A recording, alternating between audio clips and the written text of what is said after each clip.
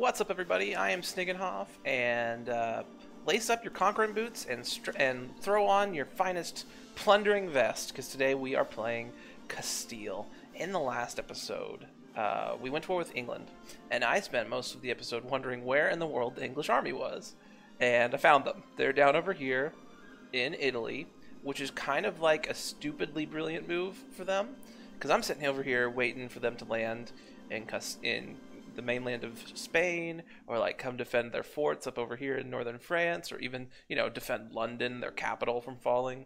But no, they sent their well, not their whole army, but almost their whole army over to Italy to siege up all this stuff that, I mean, it matters to my vassals, but it doesn't matter to me whatsoever, kicking me out of the war.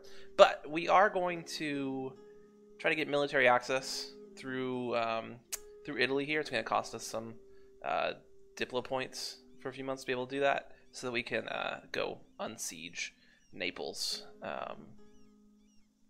So yeah, we're going to do that probably after this fort falls. I think I'm going to wait for that. Or if the British army leaves here and goes up to England or something like that. Don't want the loan offer from Scotland. And I'll probably have to get it from... Oh, we'll talk about it in a second. Carlos de Toledo suspects neighbors. Having a spy master in our employ has mainly contributed to our intelligence gathering abroad, but Carlos de Toledo sometimes coordinates counter-espionage as well. Recently, his investigations have uncovered a conspiracy that could only be the work of one of our neighboring countries. While which neighbor is behind it remains unclear, but the constant exchanges of information would require those behind it to be close by. Carlos de Toledo has prepared to round up and harshly question a number of foreign officials who might be involved, but conflicting theories about the culprits leaves it up to the Queen to decide who to target. Our neighbors will probably not appreciate the accusations, but something needs to be done, and fast. So, of many possible suspects, this one, and I can make Aragon like me less. Oh, there's the rest of the British army down over here in southern Spain. Many possible suspects, this one, so I can accuse Aragon of doing it. Or this one seems most likely, and accuse England of doing it. I'm going to go ahead and accuse England. That makes a little bit more sense to me. Since we know where all of the British forces are, I'm going to go ahead. This is a level 2 fort, so I only need 6 people here to siege it down. So I'm going to leave just 6. I'll leave 7 troops here just in case there's a disease outbreak or something. And I'll merge up all the rest of my units somewhere down here to go fight these troops. And then fight them, and then probably go over to Italy, likely. And I have Fraticelli heretics popping up over here, and it's possible England will go take care of them for me. The AI just sees enemy armies and goes and just attacks them sometimes. But it doesn't look to be the case, at least this time. Aragon is making great progress on London. That's fantastic. You know, once London falls, England's going to want out of this war really quick. And also, I'm still rooting for Burgundy to lose their war. And they're still currently winning it, but it looks like... Oh, looks like the war just ended. Never mind. Never mind. Never lucky. Yeah, let's just go ahead and go fight these guys. I have the man advantage, and they're sieging down one of my forts, so they should, well, ooh, go to Grenada. Let me fight you in the mountains. Why am I taking this route? I have a pretty big morale advantage over them, so that we lost about equal numbers. Well, they lost a bunch of cav, but they also have kind of nowhere to go to retreat to. Which way are you going? This way? Yeah, they're just retreating to there. So if I can catch them here, maybe we'll stack wipe 20,000 British. Yep, that cuts the British forces in half. Now I need to go deal with this rebellion really quick. And then hopefully once we deal with that, we can march over here to Italy. Also, it looks like the English are out of Italy, so I'm not sure where they went. they went up to England, England proper, where they've lost London. I won here. Now that they've lost London and we've beaten their armies, let me just see if we can get the peace offer we want. We could get all 3 of those. We couldn't get a bunch of money. It would take a lot to get a humiliate. What if I didn't take that one and tried to humiliate them? I don't really want to stay in this war for much longer. Kind of just wanted to take my land and get my power projection and get out. So let's just take all the money we can.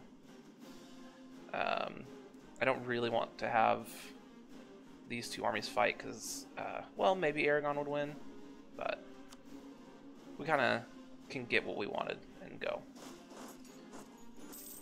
Maybe a bit passive of me, but I think it's fine.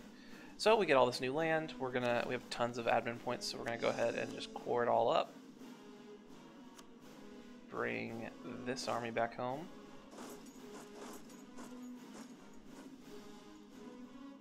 This navy should be going back to protecting trade, and I need to, first of all, I need to repay a loan, as the economy tab is slightly broken. There we go. Repay all loans. Drop my army maintenance down. And I want to build some more boats. Basically all the boats that I can afford.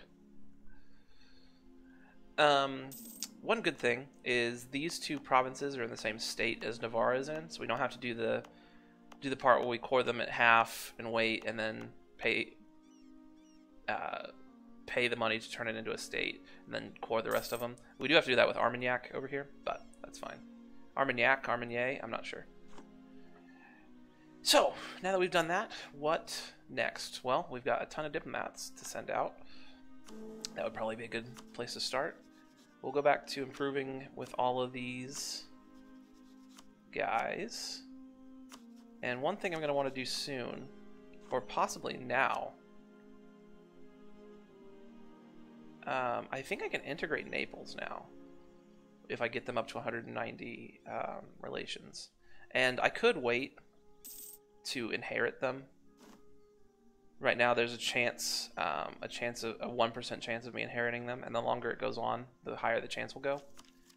So I could wait, but I think I'd rather just integrate them now so I can get rid of the relationship slots. We'll have more slots open for people in the HRE when it's time for that. So let's improve relations with them. We need to get them up to 190, then we can start integrating them.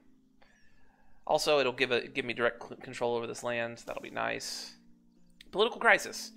Political crises can occur from time to time. They often involve a conflict between the ruler and the parliament, unrest among the nobility, or conflicts of interest between the nobility and the merchants or religious leaders.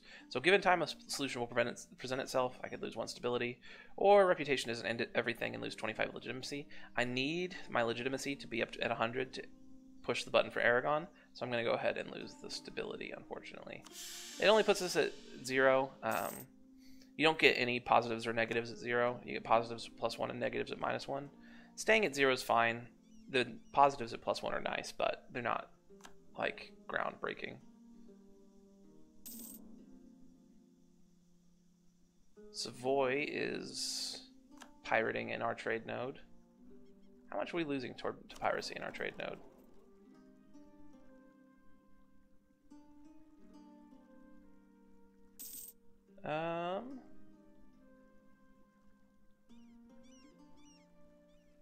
There are 206 guns privateering in this trade node. That's a lot.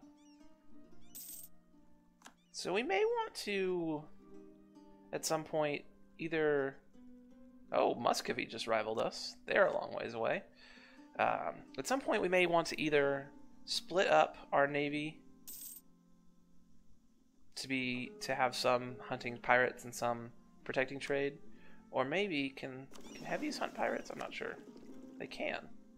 It seems like a very good use of that navy right there. Go out and hunt some pirates. we got a new cardinal, and we have 51 papal influence, so we'll go ahead and get another mercantilism. Border tensions. Tensions along the border with France have given us a claim on the province of Santiago.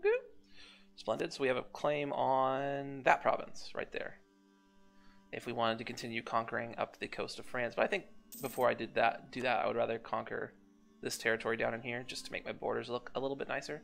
A little less border gore, but I've kind of border gored the crap out of it up in here anyway.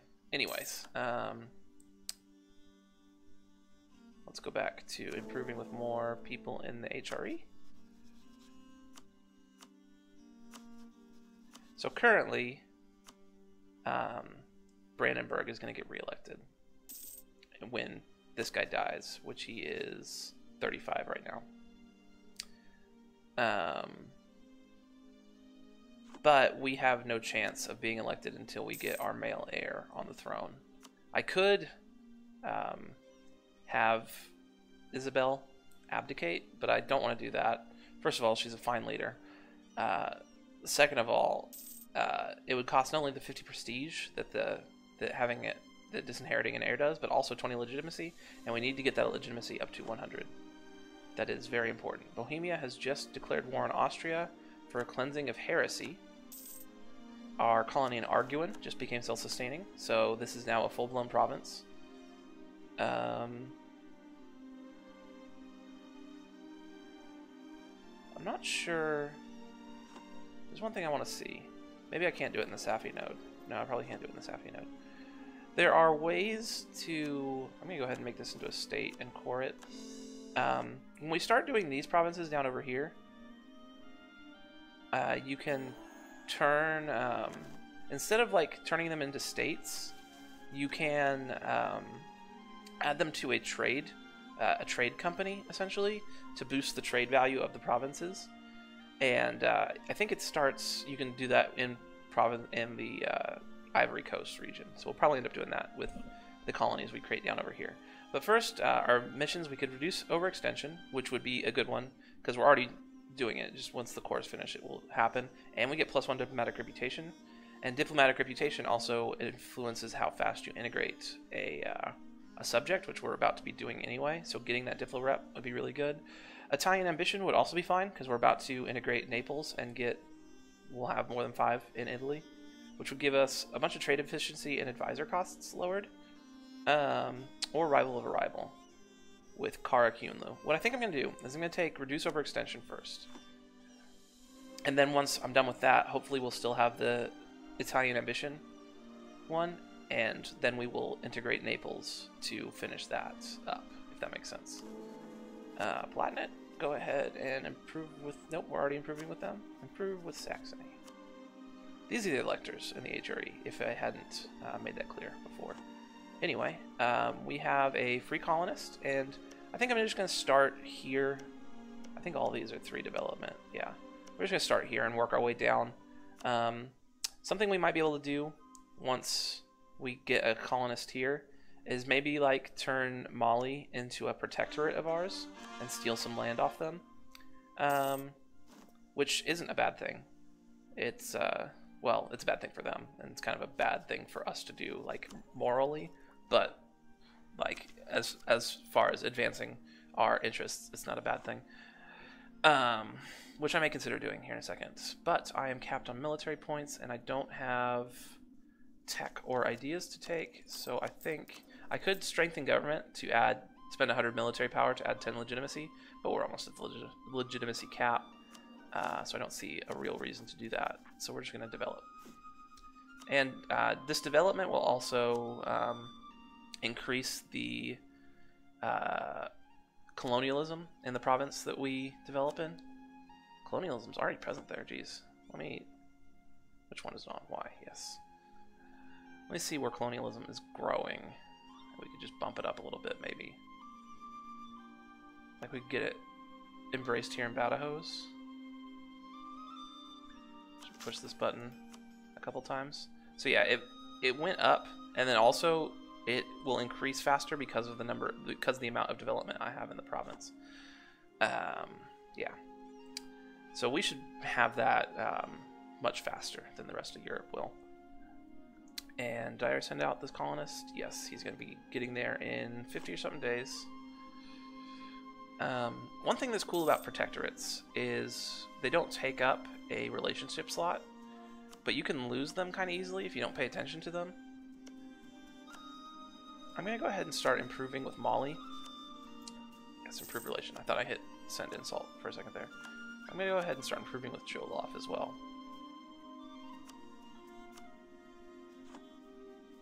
Now that I have a province here, they typically have to...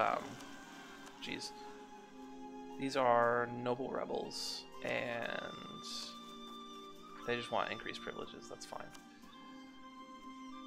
One of the big negatives that the AI has towards you establishing a protectorate is distance between borders, and now that I have a colony right here, we border each other, so they'll be much more likely to say yes. Although it looks like Mali is rather big, so it may they may not do it, but Jolaf might. It'd just be a good way to just gain extra land down over here, even if it's not like the most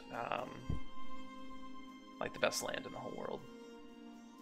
And here's where I could add it to a trade company. It will give it less tax and manpower, but increases trade value.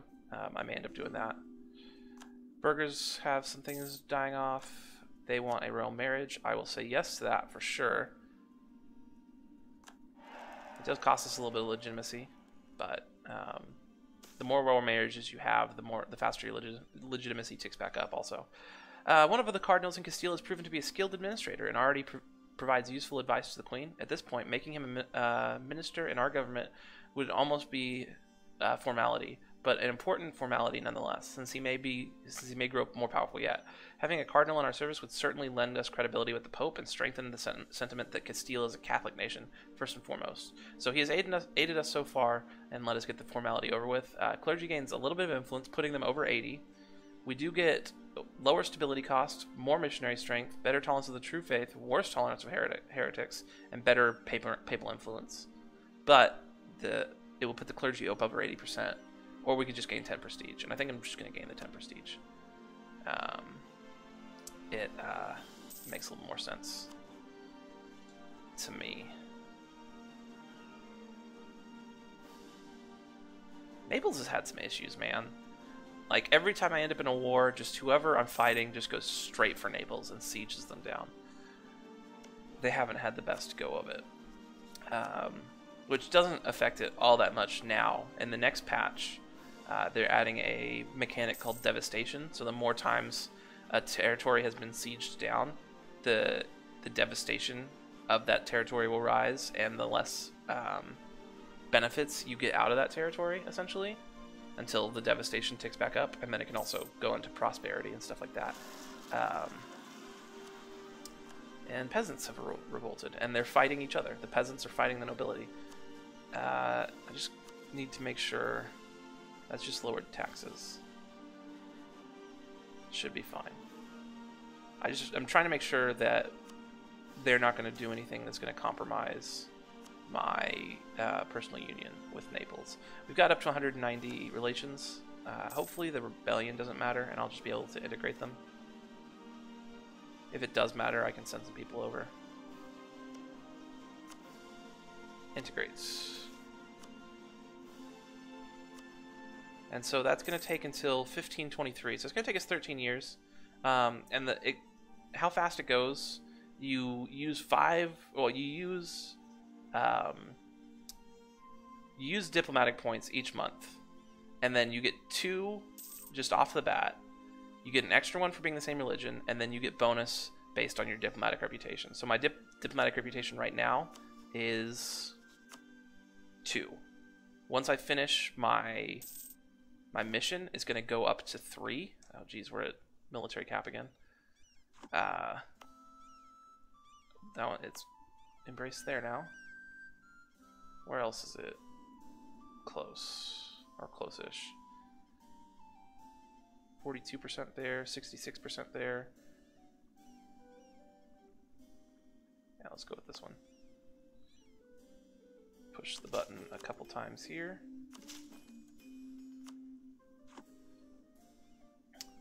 Also, that last war did get me up to like 65 power projection, so That's nice. But yeah, once I finish those cores, it will jump up even higher, and hopefully make it go even faster.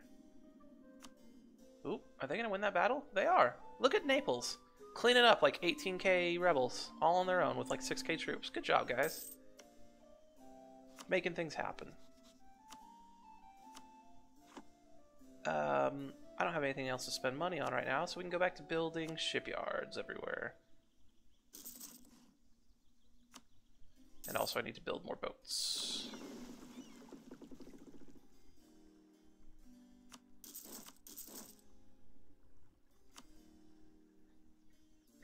The clergy hates me and they want territory. I wasn't paying attention to that.